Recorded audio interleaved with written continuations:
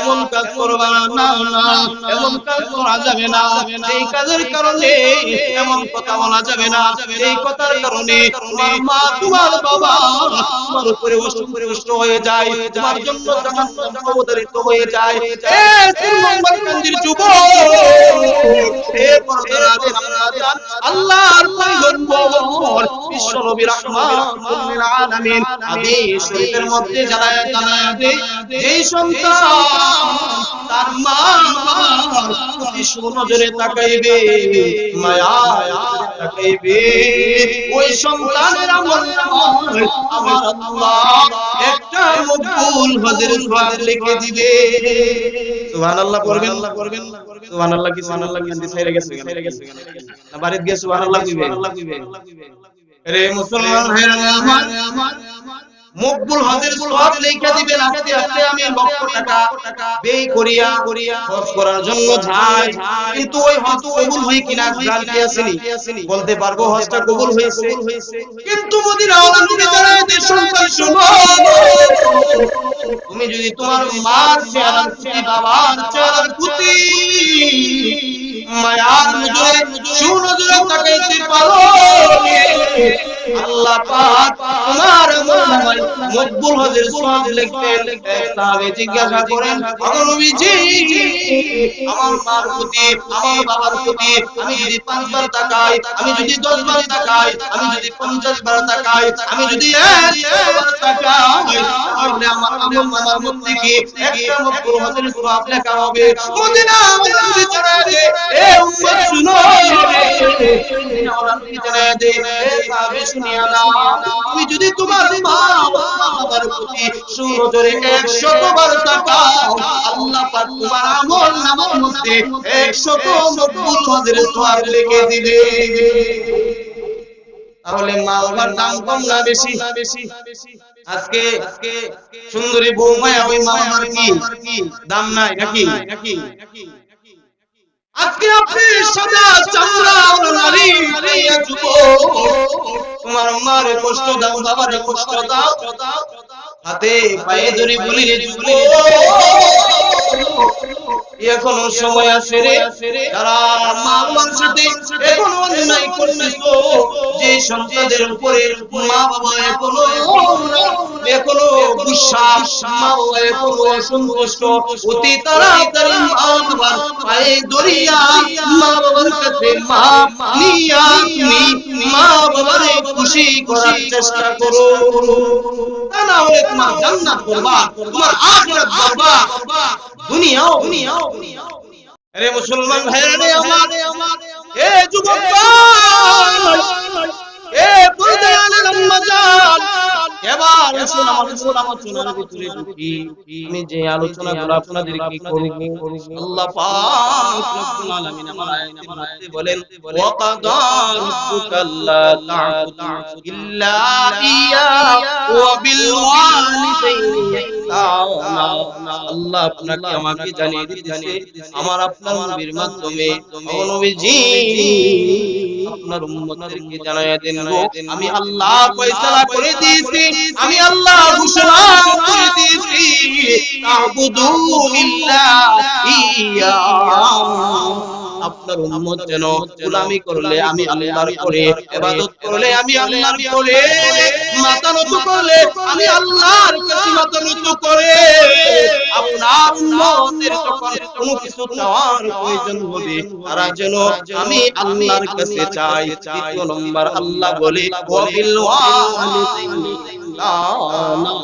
নবীজি আপনার উম্মতদেরকে জানায়া দিন, আমি আল্লাহ ফয়সালা করে দিয়েছি, আমি আল্লাহ ঘোষণা করে দিয়েছি, আমি আল্লাহ ফরজ করে দিয়েছি, ওয়া বিল ওয়ালিদাইনি ইহসানা, তারা যেন তাদের মা বাবার সাথে সৎ ব্যবহার করে, উত্তম ব্যবহার করে, তারা যেন তাদের মা বাবার খেদমত করে। সুবহানাল্লাহ, আর জোরে পড়বেন না সুবহানাল্লাহ। আরে শ্রীমঙ্গলকান্দির যুবক, এ বিদ্যুৎ, এ পর্দালের কলিজার টুকরা মাজা, আল্লাহ পাক জানায় দে ইম্মা ইয়াবলুগান্না ইনদাকাল কিবারা আহাদুহুমা আও কিলাহুমা ফালা তাকুল লাহুমা উফফিন ওয়ালা তানহারহুমা ওয়া কুল লাহুমা কাওলান কারীমা। আল্লাহ পাক জানায় দেয়, ও পৃথিবীর মা বাবার সন্তানেরা, ভালো করে শুনো, আমি আল্লাহ ঘোষণা করে দিলাম, ইবাদত করবা আমি আল্লাহ, খেদমত করবা তোমার মা বাবা। তোমার মা অথবা বাবা বৃদ্ধ বয়সে যদি পৌঁছে যায়, দুঃখে যদি পৌঁছে দেয়, ইম্মা ইয়াবলুগান্না ইনদাকাল কিবারা আহাদুহুমা আও কিলাহুমা, তোমার মা অথবা তোমার মা বাবা, ফালা তাকুল্লাহুমা, তাদের সাথে এমন কাজ করবা না, এমন আচরণ করবা না, তোমার যেই কাজে, তোমার যেই আচরণে তোমার মা তোমার বাবা অন্তরে কষ্ট রেখা যায়, কষ্ট চইলা যায়, ওই কষ্ট পাইয়া তোমার মা অথবা বাবা উফ শব্দ করে আল্লাহ জানায় দেয়, তোমার মা বাবা যদি তোমার আচরণের কারণে, তোমার কথাবার্তার কারণে, তোমার ব্যবহারের কারণে উফ শব্দ করে, তাহলে আমি আল্লাহ আরশ পর্যন্ত কাইপা যাই। আমি আল্লাহ ঘোষণা করে দিলাম, ও সন্তান, তোমার জন্য আমি আল্লাহ জান্নাত হারাম হয়ে গেছে।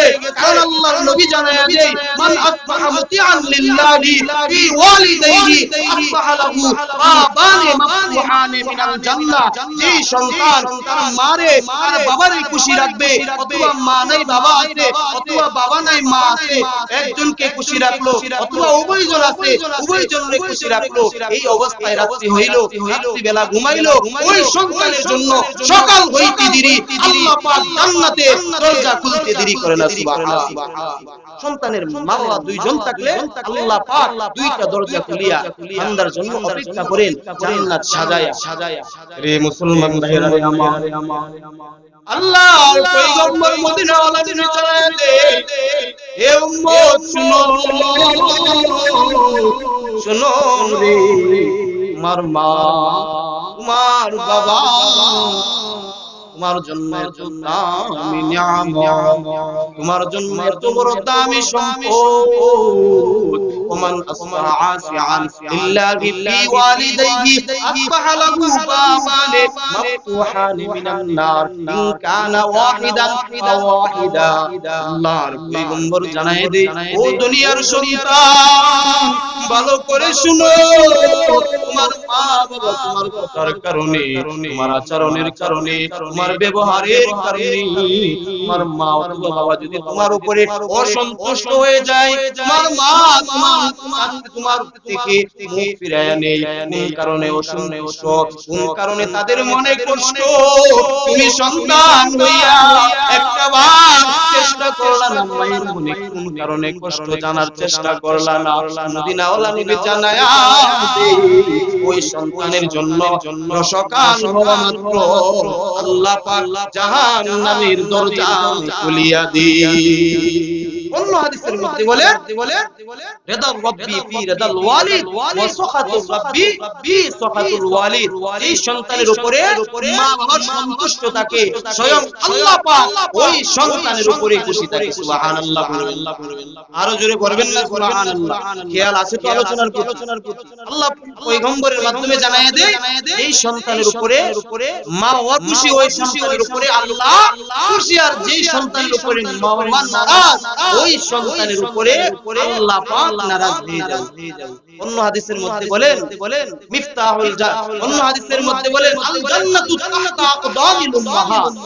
প্রতিটা সন্তানের জান্নাত হলো তার মায়ের পায়ের নিচে। কিভাবে এই জান্নাত অর্জন করবে? মা বাবার সাথে উত্তম আচরণ করে, ভালো ব্যবহার করে, মা বাবার খেদমত করে।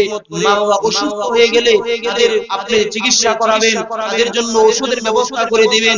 মা বাবার মনে যা চাই আপনি সন্তান হইয়া আজ মা বাবার জন্য ব্যবস্থা করে দিবেন। তাহলে ওই সন্তান মা বাবার জন্য জান্নাত, মা বাবা ওই সন্তানের জন্য। আর যদি আপনি আমি টাকার মালিক হইলাম, আপনার আমারও সন্তান হইছে, বা আপনি আমি বড় বিল্ডিং বানাইলাম, নিজে বিল্ডিং এ থাকি, আরামের বিছানায় থাকি, আর মারে বাপরে তারা তো বুড়া হয়ে গেছে, তাদের কোনো দাম নাই, ওই সোনের ঘরে কুড়ির ঘরে আঠায়। আপনি আমি বিছানায় ঘুমাই, মায়ের জন্য বাবার জন্য খেতাও মিলে না। আপনি আমি এই ভালো খাবার খাই, মাসে গরুর গোশত 5 দিন হলো হাট খাই, অথবা ভালো ভালো দামি দামি মাছ কিনা খাই, অথবা আপনি আমি মনে যা চাই তা খাই, আপনি আমি খাই, মা বাবার জন্য একদিনও এই ব্যবস্থা করে দেই না। আপনার আমার মনে চাই, আমার যেই মা যেই বাবা আপনাকে আমাকে জন্ম দিল, আপনাকে আমাকে এত কিছু খাওয়াইলো, ওই মা বাবার মনে চাই না? এজন্য আল্লাহ বলেন, এই দুনিয়ার ভালো করে শুনো তুমি তোমার মার সাথে, তুমি তোমার বাবার সাথে সৎ ব্যবহার করবা, উত্তম ব্যবহার করবা, ভালো আচরণ করবা। তোমার মা তোমার বাবার জন্য তুমি সদা সর্বদা রহমতের সম্মানের বিচার রাখবা।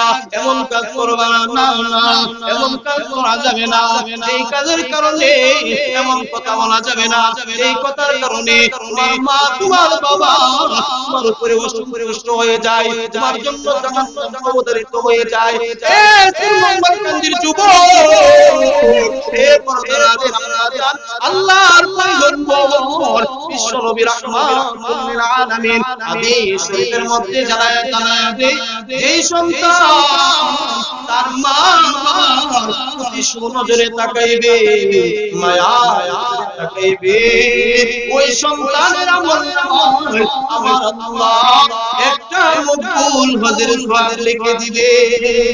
সুবহানাল্লাহ পড়বেন, সুবহানাল্লাহ কি সুবহানাল্লাহ কি ছেড়ে গেছে না বাড়িতে গিয়ে সুবহানাল্লাহ কইবে? আরে মুসলমান ভাইরা আমার, মকবুল হজের সওয়াব লেখা দিবেন। আজকে আমি লক্ষ টাকা ব্যয় করিয়া হজ করার জন্য যাই, কিন্তু ওই হজ কবুল হয় কিনা গ্যারান্টি আসেনি, বলতে পারবো হজটা কবুল হয়েছে, কিন্তু মদিনাওয়ালা নবী জানায় যে সন্তান শুনো, তুমি যদি তোমার মার চেহারার প্রতি, বাবার চেহারার প্রতি মায়ার নজরে সুনজরে তাকাইতে পারো, আল্লাহ পাক তোমার আমলনামায় মকবুল হজের সওয়াব লিখবেন। সাহাবী জিজ্ঞাসা করেন, ও নবীজি, আমার মার প্রতি, আমার বাবার প্রতি আমি যদি 5 বার তাকাই, আমি যদি 10 বার তাকাই, আমি যদি 50 বার তাকাই, আমি যদি 100 বার তাকাই, তাহলে আমার আমলনামার মধ্যে কি একটা মকবুল হজের সওয়াব লেখা হবে? মদিনাওয়ালা নবী জানায় দে, এ উম্মত শুনো, মদিনাওয়ালা নবী জানায় দে, এ সাহাবী শুনিয়া নাও, তুমি যদি তোমার মা বাবার প্রতি সুনজরে 100 বার তাকাও, আল্লাহ পাক তোমার আমলনামার মধ্যে 100 মকবুল হজের সওয়াব লিখে দিবে। তাহলে মা বাবার দাম কম না বেশি? আজকে সুন্দরী বৌমায়া ওই মা বাবার কি দাম নাই নাকি? আজকে আপনি সাদা চামড়া নারী হইয়া যুবক, তোমার মার কষ্ট দাও, বাবার কষ্ট দাও, হাতে পায়ে ধরে বলি রে যুবক, এখনো সময় আছে রে, যারা মা বাবার সাথে এখনো অন্যায় করতেছো, যে সন্তানদের উপরে মা বাবা এখনো গুসা, মা বাবা এখনো অসন্তুষ্ট, অতি তাড়াতাড়ি মা বাবার পায়ে ধরিয়া মা বাবার কাছে মাপ নিয়া তুমি মা বাবারে খুশি করার চেষ্টা করো, তা না হলে তোমার জান্নাত করবা, তোমার আখিরাত করবা, দুনিয়াও। আনেরা ভাইরা রে আমার, একটা উদাহরণ দিয়ে আপনাদেরকে বুঝাই। নবীজির সাহাবী আলোচনার প্রতি খেয়াল করেন, এদিক সেদিক তাকাইবেন না, মনোযোগ হারায়া ফেলবেন। দেখেন মা কেমন দামি, বাবা কেমন দামি। নবীজির একজন সাহাবী নাম হলো হযরত আলকামা রাদিয়াল্লাহু তাআলা। মা বলে কষ্ট দিয়া ফেলল, এত বড় সাহাবী হওয়ার পরে ওই সাহাবীর যখন অন্তিম মুহূর্ত চলে আসে, ওই সাহাবীর যখন সখরাম চলে আসে, এ মুসলমান যুবক, ওই সাহাবী নামাজ পড়তে কম করে নাই, রোজা রাখতে কম রাখে নাই, যাকাত দিতে কম দেয় নাই, সৎ পথে চলতে বয়স কম পার করে নাই। ওই সাহাবী সমস্ত আমল করছে, কিন্তু মৃত্যুর সময় ওই সাহাবী উপরে ওই সাহাবীর কালিমা জবান থেকে বাইর হইতেছে না। ওই আলকামার বিবি ডাক দিয়ে বলে, হায় রে কি মুসিবত, কি মুসিবত, আমার স্বামীর তো নেক আমলের কোনো কমতি নাই, এত বড় সাহাবী হওয়ার পরেও আমার স্বামীর কালিমা নসিব হইতেছে না, কারণটা কি, কারণটা কি? দৌড়িয়া আল্লাহর পয়গম্বরের দরবারে গেলেন, ডাক দিয়ে বলেন, ইয়া রাসূলুল্লাহ, ইয়া হাবিবাল্লাহ, আমার স্বামী আলকামা মৃত্যুর অন্তিম মুহূর্তে সকরাত শুরু হয়ে গেছে, কোনো ইবাদতের তো কমতি নাই, কিন্তু কালিমা নসিব হইতেছে না। আমার স্বামী কি বেঈমান হয়ে আমার নবী নিয়ে নবীকে ডাকে বলেন, হে আলকামার বিবি, তোমার স্বামীর মা বাবা আসেনি। আলকামার বিবি ডাক দিয়ে বলেন, ইয়া রাসূলুল্লাহ, ইয়া হাবিবাল্লাহ, ও নবীজি, আমার স্বামীর বাবা নাই, কিন্তু মা আছে। আল্লাহর পয়গম্বর ডাক দিয়ে বলেন, হে আলকামার বিবি, তোমার স্বামীর মা যে আছে, ওই মা কোথায় থাকে? আলকামার বিবি ডাক দিয়ে বলেন, ইয়া রাসূলুল্লাহ, ইয়া হাবিবাল্লাহ, ও নবীজি, আমার স্বামী থেকে আমার শাশুড়ি অনেক দূরে থাকে। তখন আল্লাহর পয়গম্বর দুইজন সাহাবী দিয়া পাঠাইলো। কয়জন সাহাবী? কথা বলেন, কয়জন সাহাবী? দুইজন সাহাবী দিয়া পাঠাইলেন, তোমরা যাও আলকামার মারে ডেকে নিয়ে আসো। কেন আলকামার মা সন্তান থেকে দূরে থাকে? এমন সন্তান দুনিয়ায় আসে না যে সন্তান কি বাড়িতে থাকে, মারে বৃদ্ধাশ্রমে রাখে, এমন সন্তান আসে না? নাই। আপনার আমার গ্রামে না থাকতে পারে, অন্য জায়গায় আছে না? না। আলকামার বিবি এই কথা বলার পর নবীজি দুইজন সাহাবী পাঠায়া যখন আলকামার মারে ডাকে আনেন, জিজ্ঞাসা করেন, হে আলকামার মা, তুমি তোমার সন্তান থেকে কেন দূরে থাকো? কারণ কি? আলকামার মা ডাক দিয়ে বলেন, ইয়া রাসূলুল্লাহ, ইয়া হাবিবাল্লাহ, ও নবীজি, আমার সন্তান থেকে আমি দূরে থাকি কারণ আমার সন্তান আমার কথারে প্রাধান্য দেই না। আমি গুরুত্বপূর্ণ কথা বললেও আমার সন্তান দাম দেই না, আমার কথার চাইতে তার বউয়ের কথারে বেশি প্রাধান্য দেই না। কথা নাউজুবিল্লাহ করবেন না? কার কথা দাম দেই? বউয়ের কথা, মায়ের কথার চাইতে গুরুত্ব দেই বেশি, মায়ের কথার চাইতে প্রাধান্য দেই বেশি। তখন নবীজি ডাক দিয়ে বলে, ও আলকামার মা, তাহলে কি তুমি তোমার সন্তানের উপরে খুশি আছো?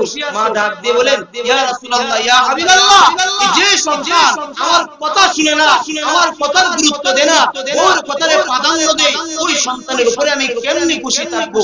তখন আলকামার মা ডাক দিয়ে বলে, ও আলকামার মা, আমি বুঝতে পারছি তোমার সন্তানের অন্তিম মুহূর্তে সকরাত শুরু হয়ে গেছে, আমলের কোনো কমতি নাই, দান সত্তার কোনো কমতি নাই, কিন্তু তোমার সন্তানের কালেমা নসিব হইতেছে না। একমাত্র তুমি মা, তোমার সন্তানের উপরে অসন্তুষ্ট থাকার কারণে। ও আলকামার মা, তুমি তোমার সন্তানকে মাফ করে দাও। যদি মাফ করে দাও তাহলে আল্লাহও মাফ করে দিবে, আর তোমার সন্তানের জবান দ্বারা কালিমা নসিব হবে। কালিমা পড়ে তোমার সন্তান মৃত্যুবরণ করবে, তা না হলে তোমার সন্তান বেঈমান হয়ে মারা যাবে। আলকামার মা বলে, ইয়া রাসূলুল্লাহ, ইয়া হাবিবাল্লাহ, যে সন্তান আমার কথা শুনে না, আমার কথার চাইতে বউয়ের কথারে প্রাধান্য বেশি দেয়, সেই সন্তানকে আমি মাফ করতে পারবো না। আল্লাহর নবী ডাক দিয়ে বলে, ও সাহাবায়ে কেরাম, তোমরা কই?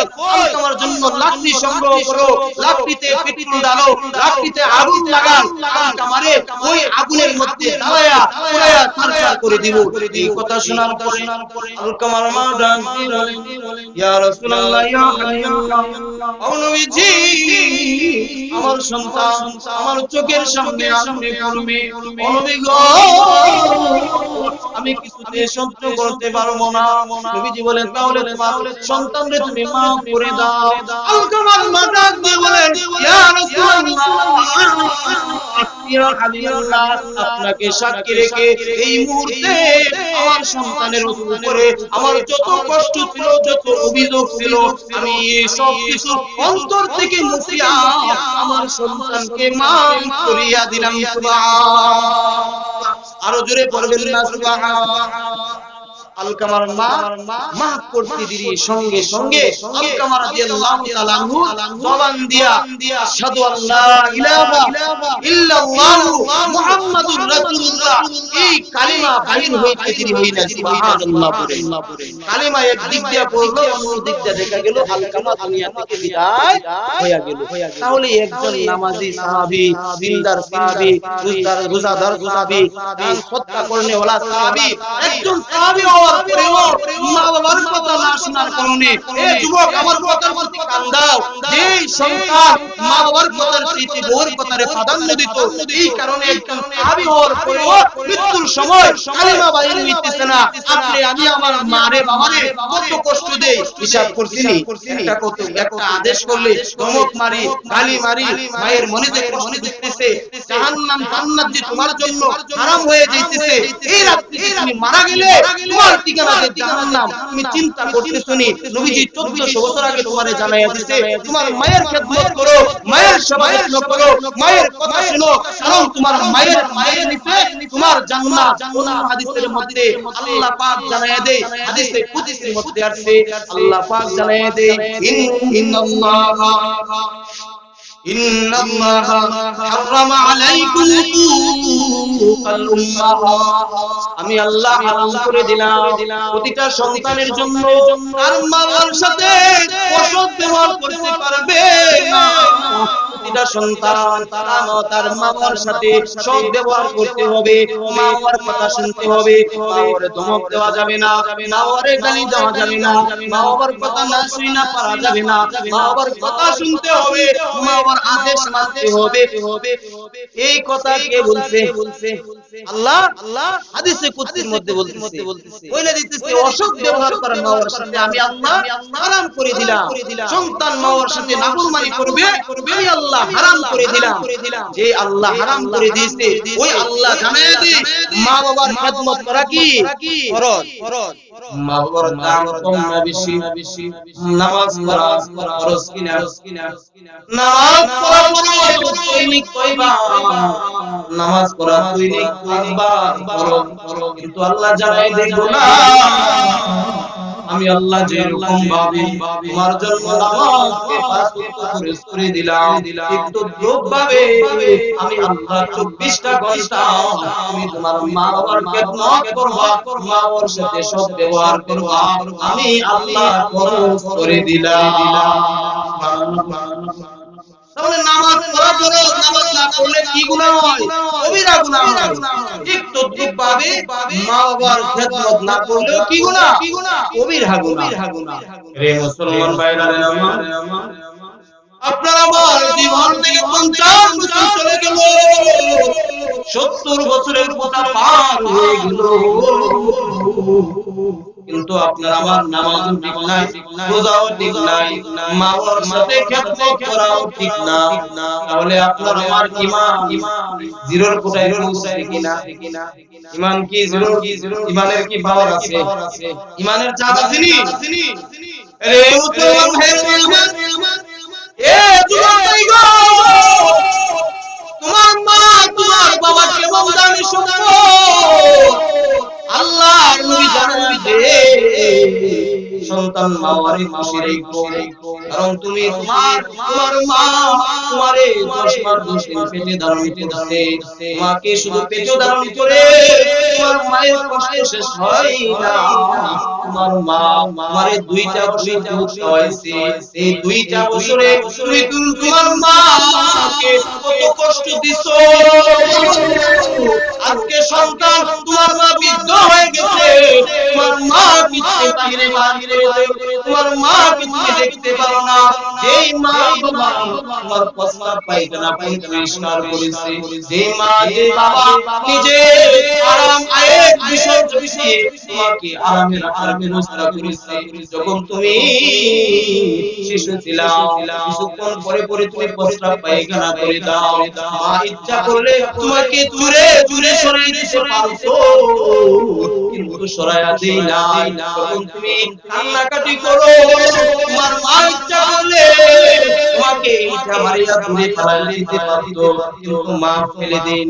তুমি যখন ছোটবেলায় মা কাছে আবদার করো, ও মা ও বাবা আমি মেলাতে যাব, আমি ওয়াজে যাব, আমি ওইটা কিনবো, আমি ওই সেটা কিনবো, কিন্তু মা বাবা যদি সামর্থ্য নাও থাকে সন্তানরে দমক দেই নাই, সন্তানরে লাথি মাইরা ফালাইয়া দেই নাই, সন্তানরে বুক দিয়া বলে ও সন্তান কিনিয়া দিব, ও সন্তান আসলে না আগামীকাল দিব, সন্তান আবদার করে ও মা জননী ও আব্বা জান অনেকদিন ধরে মাংস খাই না, আমার তো মাংস তোমার খুব প্রয়োজন, কিন্তু বাবাটা খুবই গরিব, ওই সময় সন্তানরে সুদা বরাবর জানাই দেই না, তোমার মাংস কিনা দিতে পারবো না, মাংস খাওয়াইতে পারবো না, সন্তানরে বলে সন্তান তোমার জন্য মাংসের ব্যবস্থা করবো।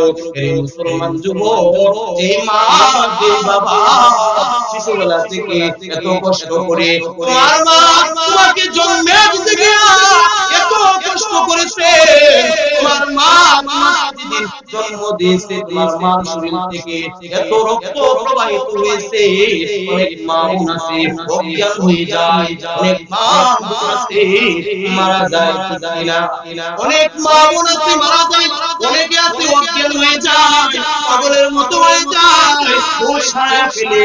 তারপরেও যখন সন্তানের চেহারার প্রতি তাকায় মায়ের কত কষ্ট থাকে, সব কষ্ট সেকেন্ডের ভিতরে বুইলা যায়, ঠিক কিনা?